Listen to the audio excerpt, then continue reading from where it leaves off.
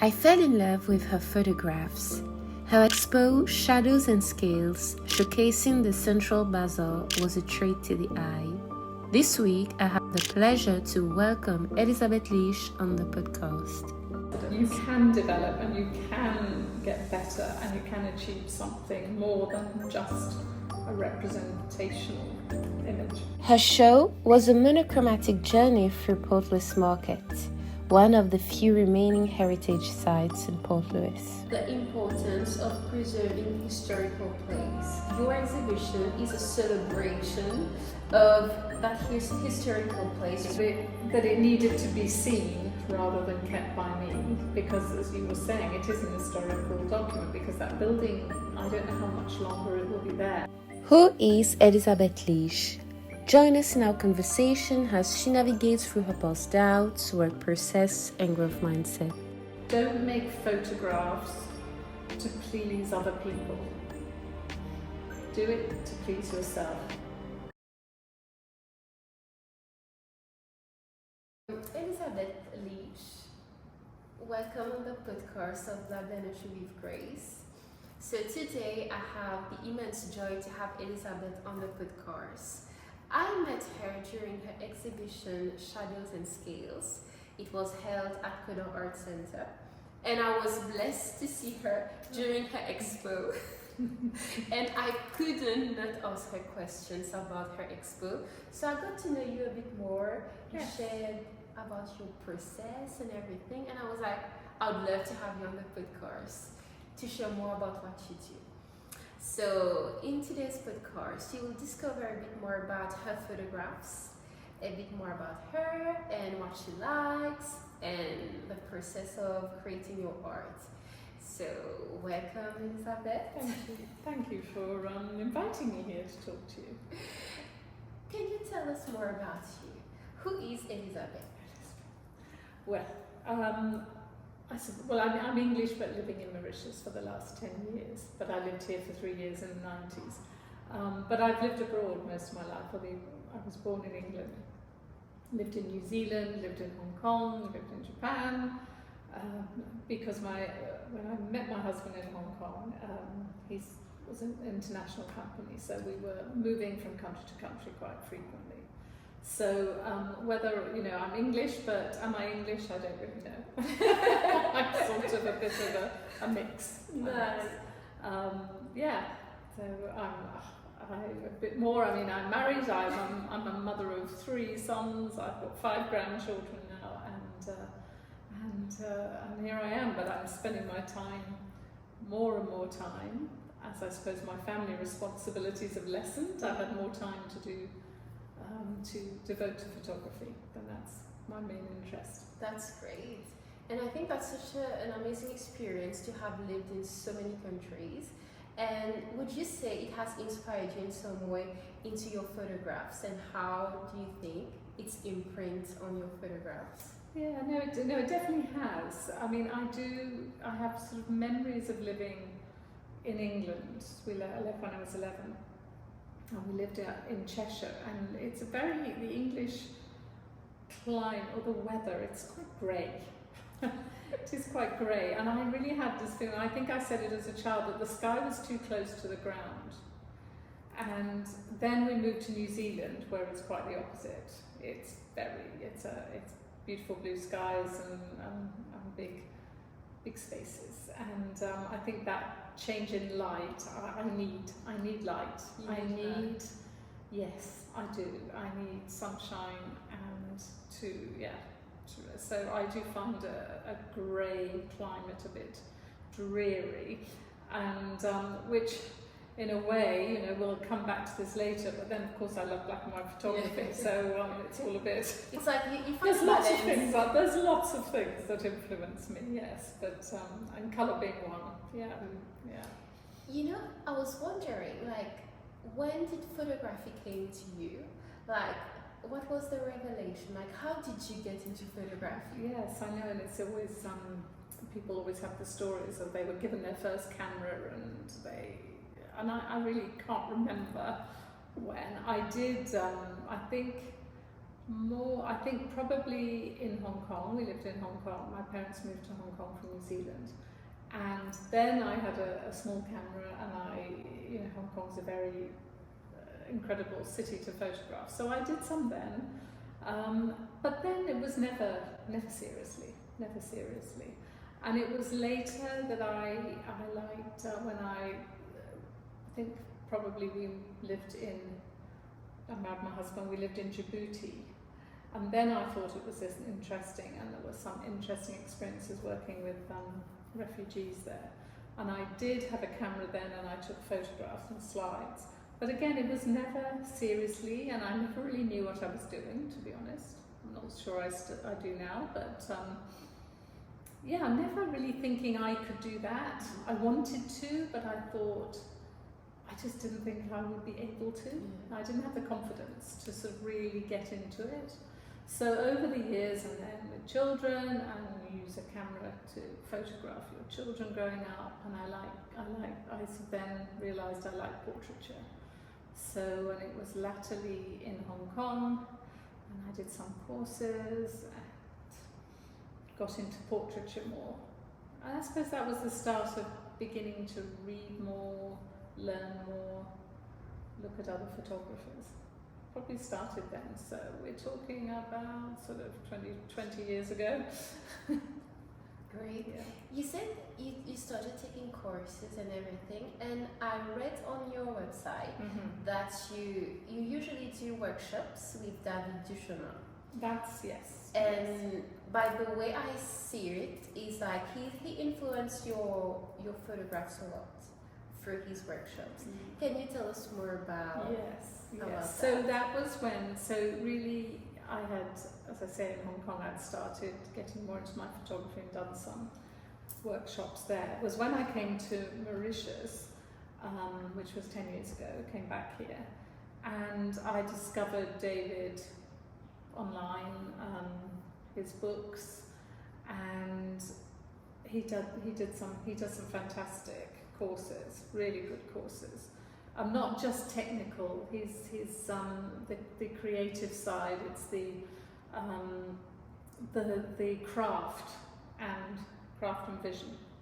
So you learn the craft, but you need to know the craft in order to express yourself artistically. And I think that's where he really is an incredible teacher. So I saw that he was doing a workshop, a mentoring. He calls them mentoring workshops in Rome, and I applied to join that, and he accepted me, and I was very, very excited. And I'd also applied at the same time for one of his in India, and he accepted me on both of them, so it was very exciting. So that was that was the start of the journey. This stage of the journey started then, and I met David. He's an incredible teacher, very inspiring, and has become a friend really. So yeah. So that was what pushed me, and it was the trip to India that pushed me very much beyond my comfort zone. Really pushed me, because he doesn't work like many photographic tour leaders. You don't go as a group. You go out you go by yourself, but you meet, and you have a project to you have a body of work to produce by the end of the week. Okay. So it puts you under pressure, but it pushes you. What thing would you say throughout these years working in his workshop, like studying and everything, what's the takeaway, if there's one thing, that helped you with your photographs, or the way you see that art? That's quite. What was the main thing? I don't know.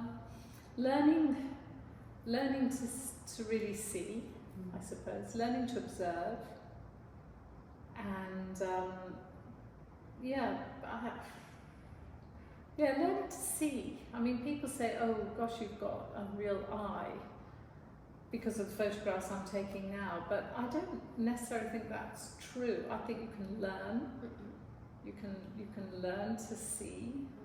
I don't think necessarily came to me naturally, and I think that's maybe what I've learned from these workshops, is you can develop and you can get better and you can achieve something more than just a representational image. That's beautiful. I think when you bring your awareness in the present moment, it's that when you see things for what they really are. So that's beautiful. Yeah. So it's learning to see. And I mean, then there's all everything that you would learn if you were an art student about composition and the rules that you have that you break, and which I had no artistic background at all. So a lot of that was new to me, sort of colour theory and contrasts, and I learned a lot. I've learned a lot. You've learned a lot. Okay. So when did you start to take it seriously, like not keeping those photos for you anymore, but sharing it with the world?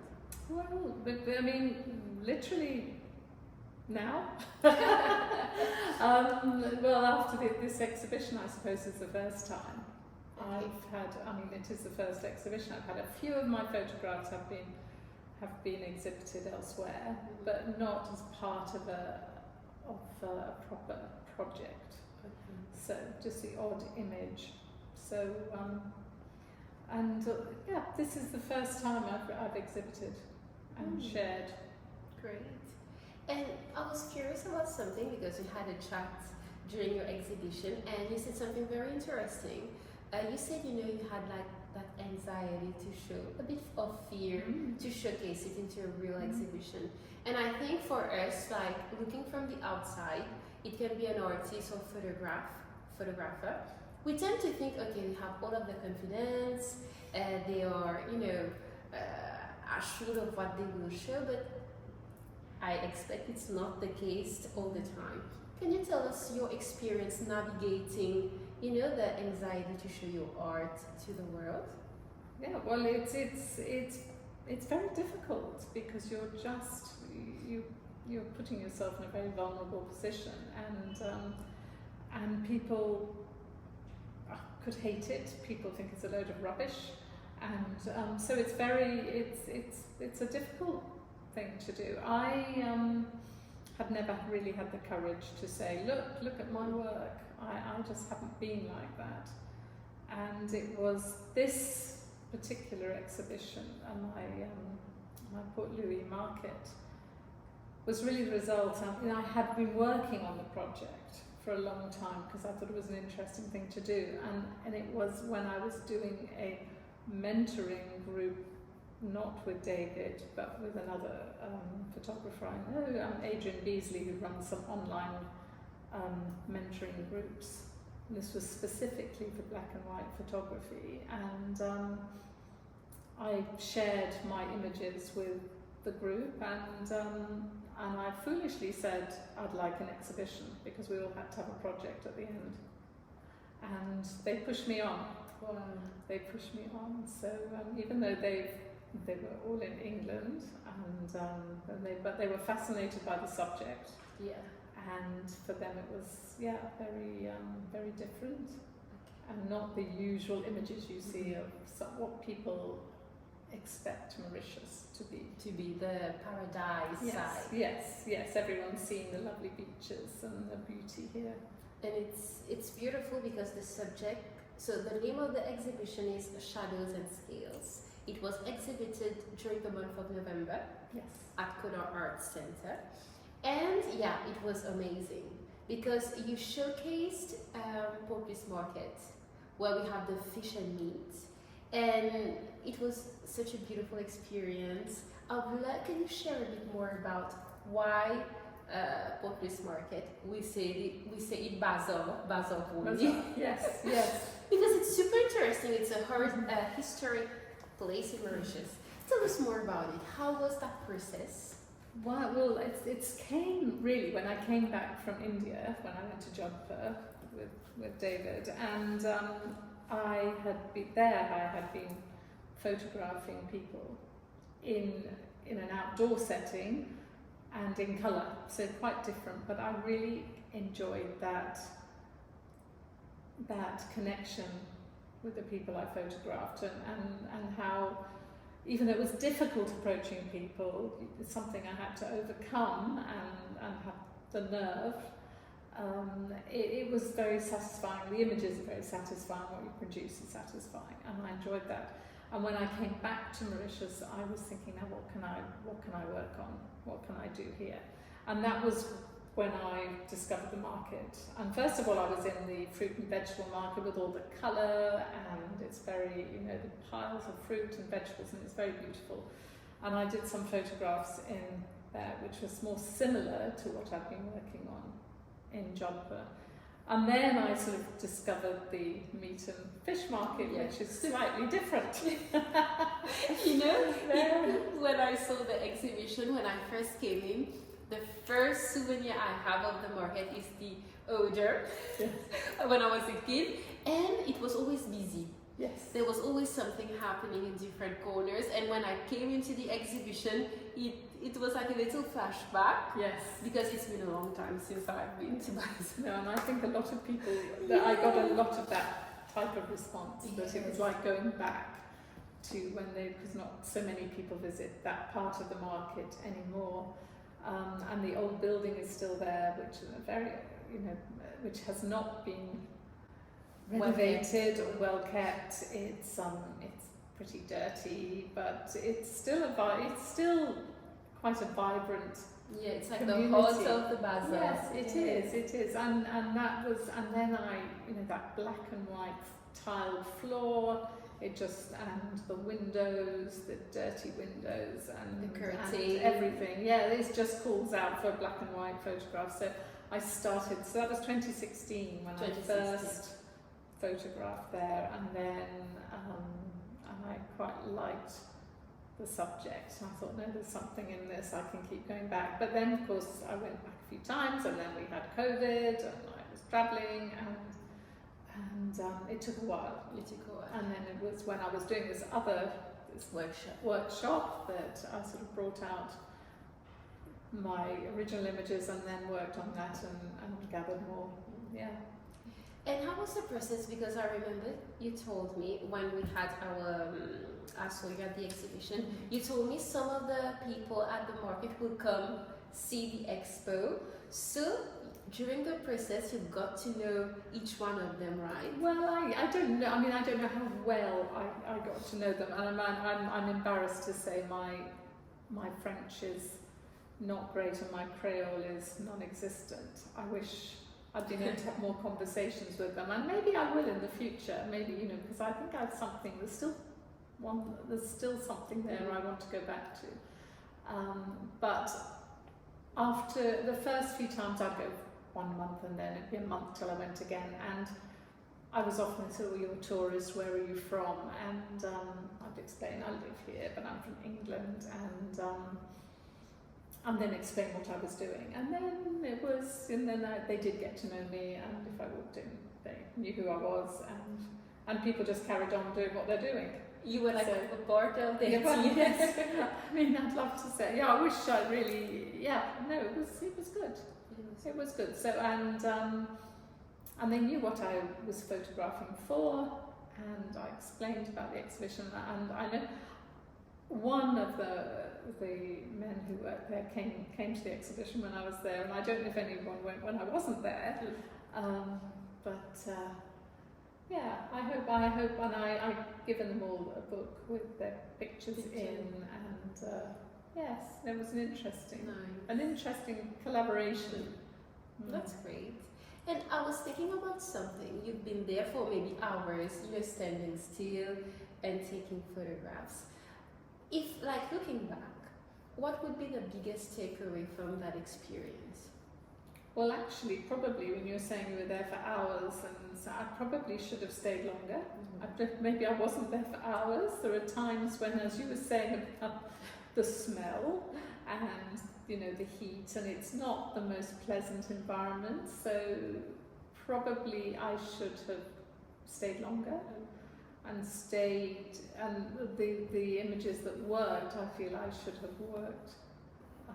When I found a background that worked, because I think the biggest art in getting something that's interesting. So a picture that isn't just a standalone picture, that actually says something, that something's happening. There's a story within a picture.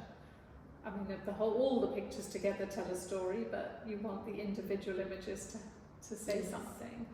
And was finding places where something was happening or would happen. And sometimes I don't think maybe I spent long enough in a particular place waiting for something to happen. You tend to move on, get on with it, and slow down, probably to slow down. Okay.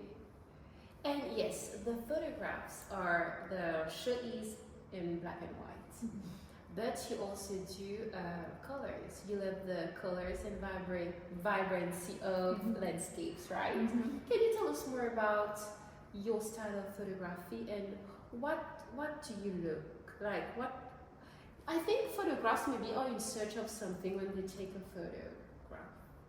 So tell us more about your art, like your style, what you're looking for. Well, I don't know if I don't think I have a definitive style yet. Maybe I'm still looking for it. I don't think anyone would look at my piece and say, no, that was definitely taken by me. Whereas, very young photographers who are acclaimed and who have made, have really developed their art and craft can be identified, and I don't think I'm anywhere near that. And I'm still doing a variety of styles, from abstract, multiple exposures, and also landscapes. I'm less attracted to realistic representational landscapes. I mean, they can be beautifully captured, but I like something that has a bit more of an emotional impact. So I'm still looking for my style. I know who the photographers I'm attracted to. I mean, Michael Kenner is very well known black and white photographer, landscape, but very minimalist, pared down landscapes, and it's beautiful, very simple.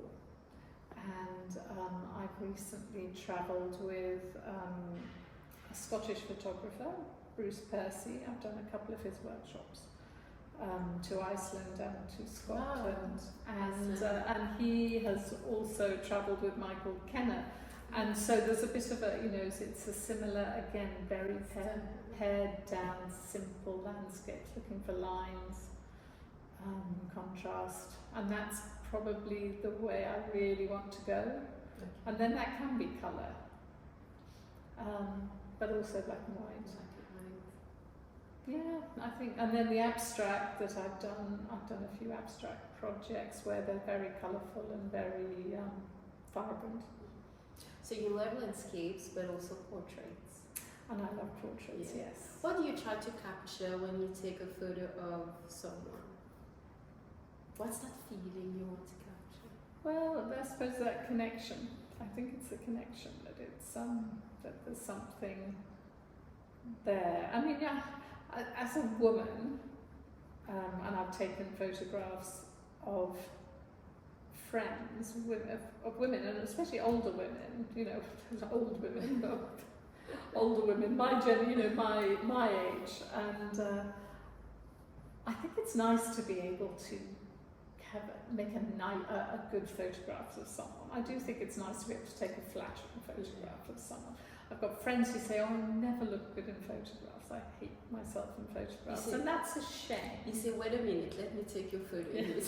Well, I just think everyone should be able, because everyone can look fabulous in a photo. Now, they'll still look like them. I'm not saying, changing what they look like, but, and that's very satisfying to make a portrait of someone that they like, that they see themselves in, and they're proud to say, this is me. That's a good feeling. But I don't do so much of that. I did have, we've moved now, and I did have a little studio, and I taught myself lighting and grabbed various people to be my victims and enjoyed that. But I don't have the space to do that at the moment, so I haven't done a lot of portraiture. Okay. You said something really interesting. I think it was on your social media. You said that when you take the photo of a subject, you try to get to know the person first. You try to get to know the subject. Can you tell us what you mean about? Well, I mean, I don't quite. Well, yes, you want to try and have a bit of conversation before and let someone relax before. I suppose if it's in a studio portrait, well then you'd have a bit of chat and put someone at ease, like you do. You can do it very well. You'd be fine. And but when it's out in the street, you just don't necessarily get to know them, but you do want to have permission to take their image. Yeah, you want to have that, to at least nod and smile and not just steal people's images. Yeah. Okay. Yeah. But I was thinking about something. You know, when you just take a photo in the moment, and if you ask the person, "I'm taking a photo of you," does it remove that magic instant? Yeah, there are times when just you're getting a look or a glance or something when it would be ruined, wouldn't it? Would be lost. Yeah. So I mean, there's just, I suppose, different types. I mean, you've got street photographers who are taking instantaneous moments of something, but the person isn't aware that they're being photographed, and that can be. It depends on. I mean, there are lots of different types of street photographers, and some can take quite aggressive photographs of people, in very unflattering photographs of people. I don't think I could do that. I don't think I'd like to show someone not in a good way. But if you've got a moment and people moving or a gesture or something, then I think that's fine. But it's a difficult one. Okay. Yeah. You know, back to your exhibition. As an artist, I want to know how important is having an exhibition for an artist. Well, I mean, I think it's only now, after the exhibition, I can maybe say, well, I'm an artist, or I'm a photographer. I would have been, up until then, if people say, well, what do you do? I say, well, I take photographs, but I wouldn't not have necessarily said, I'm a photographer. Is it like imposter syndrome? Yes, it is. And you think, yes. You're not legitimate before you showcase like a project? Well, yeah, even then, it's I suppose the having an exhibition legitimizes what you've done. So and to have people say nice things and to be interested. Actually, it was the interest that was the interest of people coming and looking at the photographs and really, really looking at them, not just walking past them saying, they were examining them, they were looking at the detail, and they were interested in talking to me about them and how I took them. And that, I think, was amazing for me, because I hadn't ever had experienced that before. So having an exhibition, yes, really, really changed how I look at myself. Okay.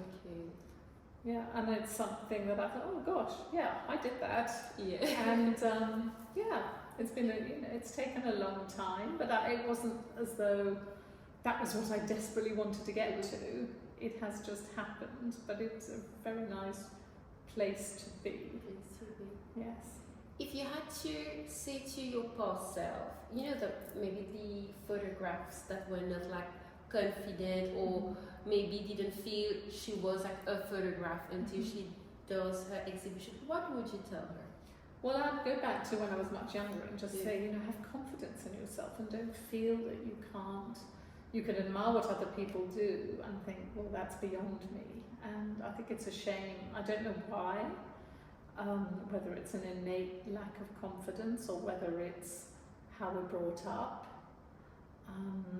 So I don't know, but I would just, I would look back and say, just, do it and learn it and get out there. But it's not necessary. It's not within me. Yeah. But now it's taken a while, but still, then I will be humble. But that was a great experience. But it was a great experience, and there is a chance that I'll be able to do something with. I've met lots of other photographers. Okay. I was a little bit maybe just working by myself here and not really having much interaction with other photographers, and I've met more, and there could be collaboration ahead, so that's interesting. Can't wait. Yeah, really interesting. You see, like just putting yourself like out there, and there's like blessing coming your way. It is, yes. I mean, it does take a lot to put it out there, but then it was definitely worth it, and definitely worth it. Yeah. During the process, you've learned a lot about yourself, and maybe it was the right time. You understand what I mean? Maybe it was the right time for you doing it in November 2023. Yes, and also I learned a lot about the actual practical side of putting on an exhibition, and just the logistics and the printing and the framing and everything that goes into it. The organisation. I mean, I was given lots of help, lots of support at Caudan, and Chloe was a great help. She's a great curator. She knew how to hang everything so they sequenced well. Yeah, she really helped. So I learned a lot about that. It's something I've never done before. So You know, if there was like an aspiring photographer watching this podcast, maybe what advice would you tell them? Like, if they are in the same process as you, like a bit reluctant to put themselves out there or having a show, what's the biggest like thing that helped you? Well, I wouldn't say having a show is the most important. What I think, and I think to really not to study, to read as many, look at as many photography books as possible. I mean, the great names in photography.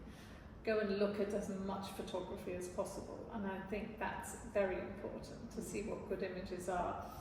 And also, one of the things I think with now there's a real temptation to put on Instagram everything you take, everything you make goes on Instagram, and people don't really look. They flick.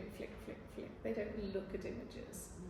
And I think, and this is something that I've learnt. I haven't come up with it myself, but from my various tutors, that take a picture, take one picture and really study it. Don't just flick through different images to see how many likes they have, and not to judge yourself on how many likes you get. Yes. And to try and find a subject that absorbs you. I mean, and to work in projects, and also work in not just a photograph of this and a photograph of that. Try and work around a subject and develop that. Wow. I think would be my. But yes, to read this, so you can learn so much online now. I mean, I wish I'd had this 30 years ago. To be able to look up anything. You can learn the technical parts of cameras and how to photograph very easily, because there'll be someone on the internet showing you exactly what to do. And I think, and then just find just find someone that speaks to you, that you get, and follow them. Find someone who you think, oh no, I resonate with that. Okay, great. And I was thinking, like, as a photographer, so you put on a show, an exhibition, but also there are ways for us, to support an artist. I think it's very important to support an artist, to support a photographer. According to you, how like the general public can do to support a photographer or an artist? Buy my photographs? Yeah. Because that would be, but it's not. It's I just think by coming to see, by coming to see and being interested. Yes, and because that takes that takes us to another level. I must admit there were lots of conversations I had with people who came to my exhibition that I would never have had if my photographs were just on Instagram, for instance. And to have these wonderful conversations of people that, and many of them knew a lot about art and photography, and I was learning from them, and that was invaluable, really, to have that sort of critique. Yeah, the critique, and it was super. Yeah, great. But you were saying, buy my photographs, of course. You know, sometimes you put an energy in doing something, but also everyone can have a piece of that something. No, right? Yes, well, yes. I think it's very precious to have like a piece of work of somebody else. And I think you do yours via Octopus, right? My print, yes. I mean, I do print some myself, but for this exhibition, they were all printed by Octopus. Yes, by Gail Gonzalez at Octopus. And she's fabulous. She really is promoting a lot of artists and photographers. I think most of the photographs exhibition I've been, they were printed at Octopus. Yeah. And how, for instance, someone loves your art, is listening to you, how can we see your art, maybe to buy your art? How does it work? Well, I do have a website, yes. So that is the best way, really. Okay. My website, elizabethleechphotography.com. And everything, all my most recent, not even most recent work, but I would say my selected work is on there. But it's just, and they would see that it's quite a wide variety of styles and travel, and but I have contact by that if people were interested. Yes, you have to check out Elizabeth Leech's work. To be honest, it's amazing. You know what I enjoyed the most during the expo? It's like the black and white photos, they were not the same black and white. There was some that were glossy. You know, I don't have the technical words, but through my words, there was some that looked glossy, others a bit rough, you know, like the saturation. So it was not the same kind of black and white. So I really enjoyed that. You enjoyed that? Yeah, there was different. Yeah, some were much more like a contrasty, and some were softer. Some of the portraits were a lot softer, and some were very gritty. Yeah. It reflected the. Yes, and some, because the light in the market, because it was all available light. I didn't use any lighting. So you've got a mixture of very soft light coming in through the windows, very dirty windows, which give beautiful soft light, and then fluorescent strip lights, and then bulbs hanging down, just, incandescent bulbs hanging. So you have all this contrast, and reflected off the surfaces, the black and white tiles reflected. So you've got all these different lights competing. So some, depending on the angle I've taken it from, you will get a very different quality of photograph, black and white. The light and the contrast. And now, if looking back, what photographs I enjoyed about the show? There was that man peeking in the window. Yes, I love. I think it was the first photograph. It was the first photograph you saw. Yes. And you told me you stood in front of the window waiting for something to happen. I was, yes, I did, and that was again definitely something that David very much talking. Sort of his technique of you find a background, you find your scene, and that's something that's attractive, because that was a very attractive window, and the black and white, and I also had a bigger sort of view of it as well, but it was an interesting window. So, and people walking along behind it. So I had that, and quite a few people walked past, and I had them in profile, and so I was just waiting and seeing what happened. And then a lot of people think they're in the way of your photograph, and they dodge out the way and then they come in, And they said, oh, sorry, don't you say no, please just carry on, ignore me. And but then that gentleman, he just walked and looked in through the window. I mean, it was a gift. But I had been waiting for him. He came along. He came along at the right time. Yeah, nice. Yeah. And there's the curtain, poetic. You know that curtain hanging? Yeah, that's So you've picked. Funny enough, there was a lady who bought two of my pictures, and she bought the window and the curtain, and she wants to put them together, and it's quite they do go well. And the curtain it's just the contrast. I mean, a lace curtain in a meat market, it's just so bizarre in many ways, but it's so Mauritian. That tying the knot and the old curtain with the lace trim. It just says it says a lot. It says a lot about yes, it does.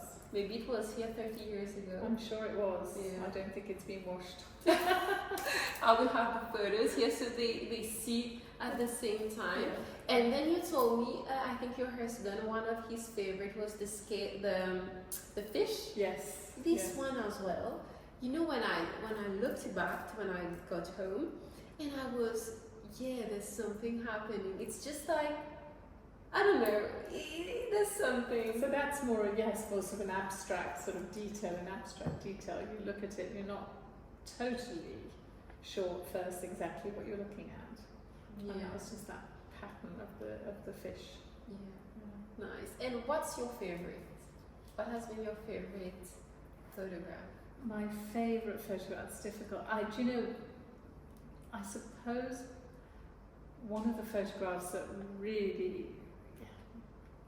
gave me happiness, it was a portrait of one gentleman with a white beard and his head just sitting. It's a very serene portrait, and I like that. I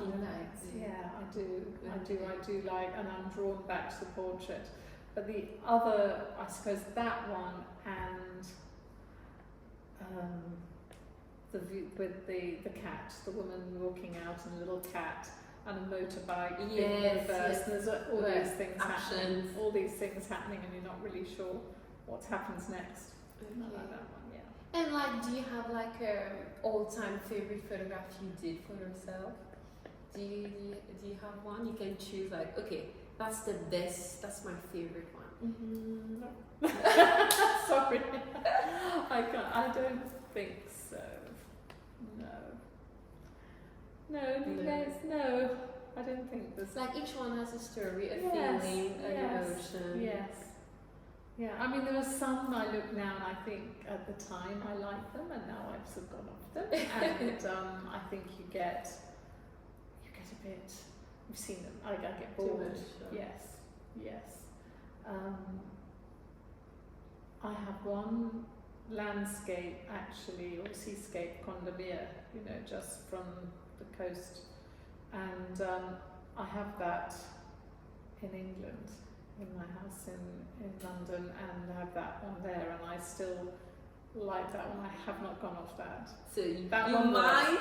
So that could be one of the top. That could be one of the top. And there's something interesting as well I want to ask you. During our call, you said to me the importance of preserving historical places. Yes. And I think as an international person in Mauritius, I'd love to know your perception on that, like preserving like historical places. And I think your exhibition is a celebration of that historical place, which is the Bazaar Hall. So tell us more about that. Yes, well, I think that was again probably more of a reason for the exhibition than me demonstrating my photography. Was that I felt after having taken making all these images and feeling they all came together well, that it needed to be seen rather than kept by me, because as you were saying, it is an historical document, because that building, I don't know how much longer it will be there. I do think I've heard, but I can't really find anything definite whether it will be either completely knocked down or whether they will completely redo the interior to make it a more hygienic place for, which it isn't at the moment. And I do think it's a shame, and I think there are a lot of beautiful buildings in Mauritius that have gone already.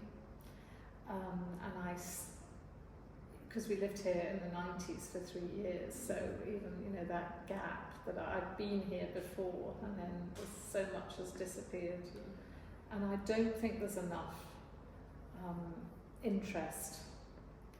I think there's probably interest, I don't know, politically interested in preserving what there is, whether maybe there isn't the budget. I mean, things often boil down to what can be afforded, but I think there's some beautiful buildings, and even if they can't be totally preserved, they could preserve the facade and build behind, because that can be done very successfully. But there are some beautiful buildings, and the old houses, the lovely old wooden houses that are slowly disappearing. So I do think, and having lived in Hong Kong when I went there in the 70s, and Hong Kong, there's so many of the lovely old buildings again were just flattened for high rise, and very little, a few of these beautiful old buildings were preserved, and it's sad. Yeah, it is sad.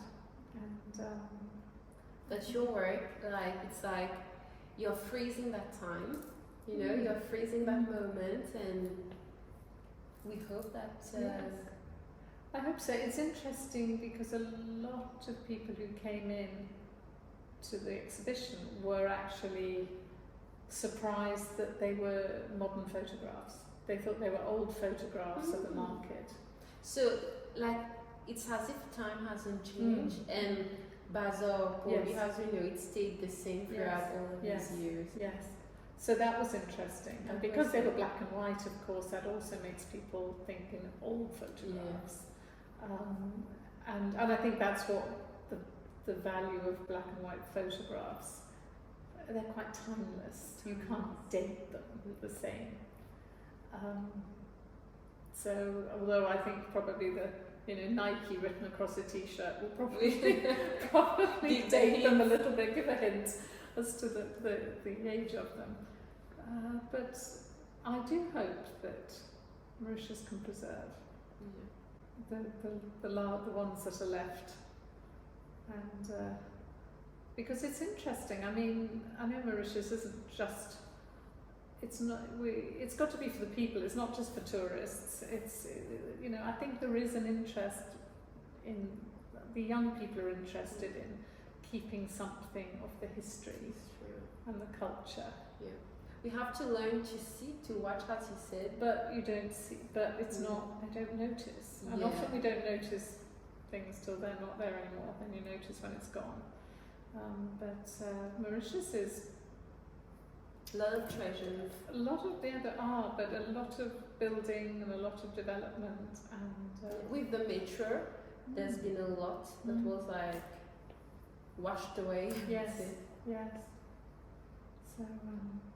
well, I hope I've had, preserved a little bit. Yeah, I think your exhibition is a nice, you freeze time, and it's a beautiful gift you gave the public, I think. Oh, yeah. And I usually ask my guests to say something, if they have to say something, like anything, it could be anything. I know it's very abstract. Oh. But I usually say, I leave it here, if you have to say something to the audience, listening to you, it's like a heart to heart. Right. Gosh. Well, Dan, if I was talking, just go and do what you enjoy doing, and don't worry about what anyone else thinks. And if I'm going back to photography, and don't make photographs to please other people. Do it to please yourself. That's beautiful. I think that's probably the most important thing. And if you take an image or make an image that, I think I've taken it from someone else, said it, it makes your heart sing. When you do make an image that you think, that works, it does make your heart sing. So go for that. Make images that please you and slow down and don't try to grab everything. Slow down. Slow down. It goes with what you said at the start, like take time to see, but if we want to take time to see, we have to slow down and be in that moment. Yes. And do whatever makes your heart sing. Yes. That's beautiful. Yes. I do follow a photographer in England who, Paul, he'll be very cross, I've forgotten his surname suddenly. That's fine, we'll have it here, so you will tell me afterwards. I'll tell you in a minute. Yes, and it's on the tip of my tongue anyway. He teaches mindful photography. Oh, nice. And that's very much about slowing down. Mm-hmm. And I did a very short online workshop with him, and it's amazing. And he does a little short little recording on Instagram every week, and just a talk and a poem and an image, or talks about exhibitions, and it's someone like that to follow is really changes again your attitude, your perception, and what you're out there to achieve. Okay. If you have to describe yourself as a creative, how would you describe yourself? Gosh, and the trouble is I never thought of myself as a creative until recently.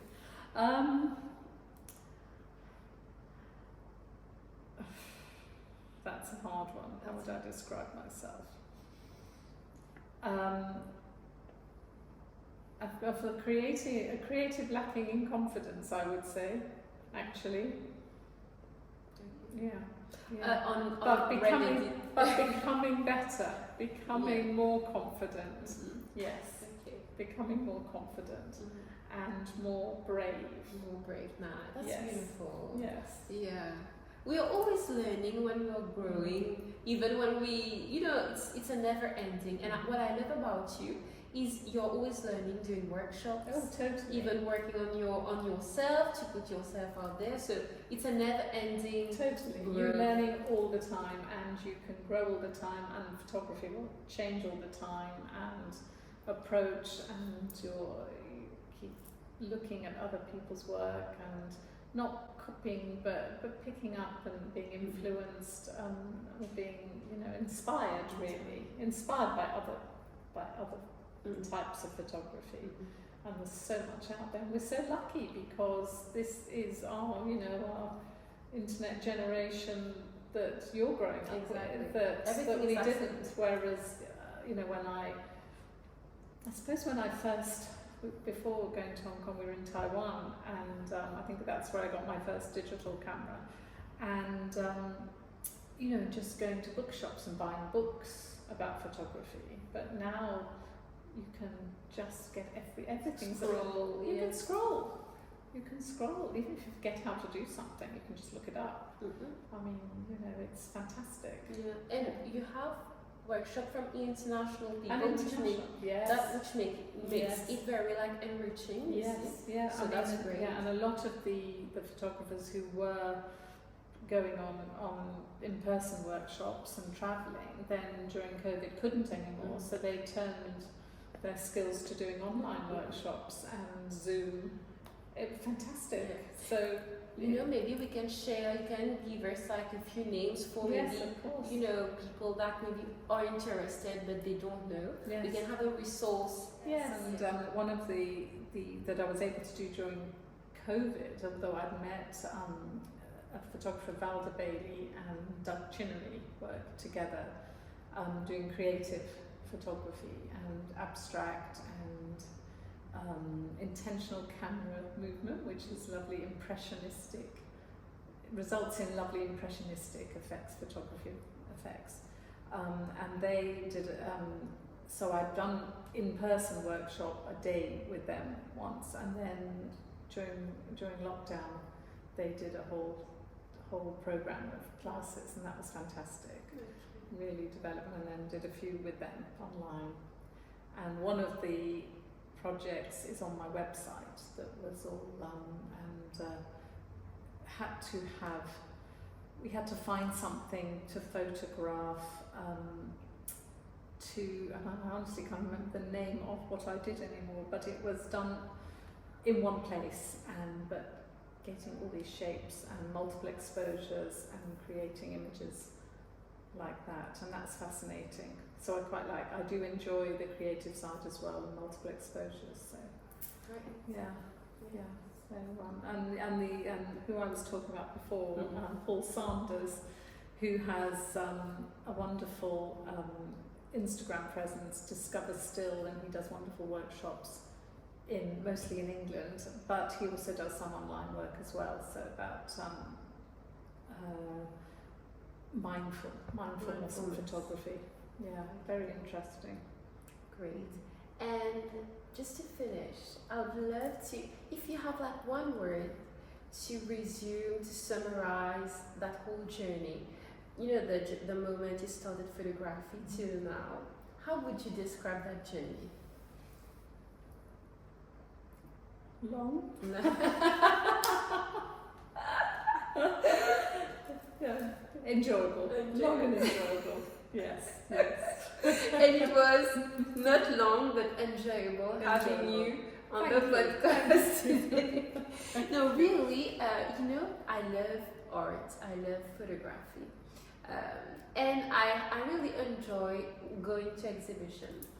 And I really wanted to have like a segment on the podcast called Blah Blah About Arts, where I would invite, artists and photographers.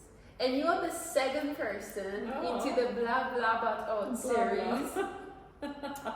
I'm quite good at blah blah. And thank you so much.